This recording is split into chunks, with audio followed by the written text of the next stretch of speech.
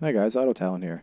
I want to do a slightly different sort of video today. I wanted to do a mini review of Nvidia Shadowplay and my experience with it. The footage is some Domination on Call of Duty Ghosts. First, let's start by talking about the performance. The footage playing during the video isn't that great of an example, as Call of Duty Ghosts has stutter occasionally just on its own. But regardless, the performance footprint is very low when recording or streaming.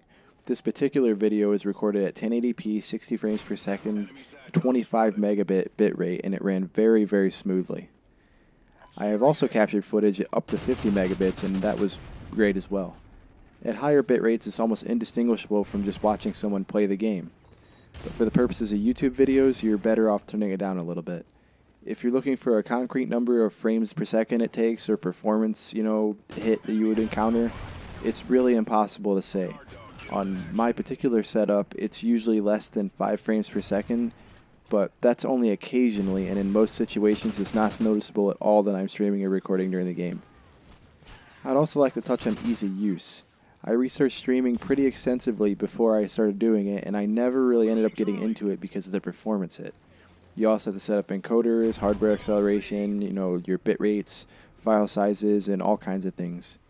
Working with Shadowplay gets rid of all of that.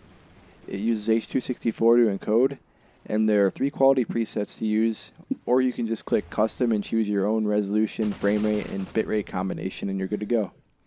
One thing to add for all you tweakers and overclockers out there is that if you use the K-Boost feature of EVGA Precision, it's not compatible with Twitch streaming. In order to stream, you'll just need to shut K-Boost off and then close and restart Precision. Don't worry though, because when streaming to Twitch, the card seems to lock at max boost anyways, so it's not really a problem. In terms of issues I've seen with the program, the one small thing I mentioned above is probably the biggest issue. I had some very small issues with the very first build that I tried because it didn't yet support desktop capture, so it would only capture your full screen game and nothing else, no audio from anything else or any other program. And also keep in mind that you need to leave the Nvidia audio devices enabled for sound capture to work. You don't need to use it or have it as a default device or anything like that, it just needs to be enabled. But that's really the only issue that I ever ran into. Otherwise, you just go into the GeForce experience, turn it on, and then hit your hotkey when you're in game and you're good to go.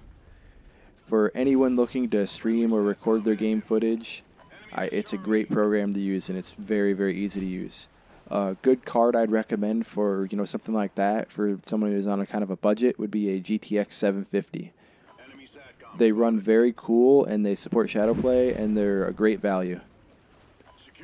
They actually can be had for around $120 for the 2GB version.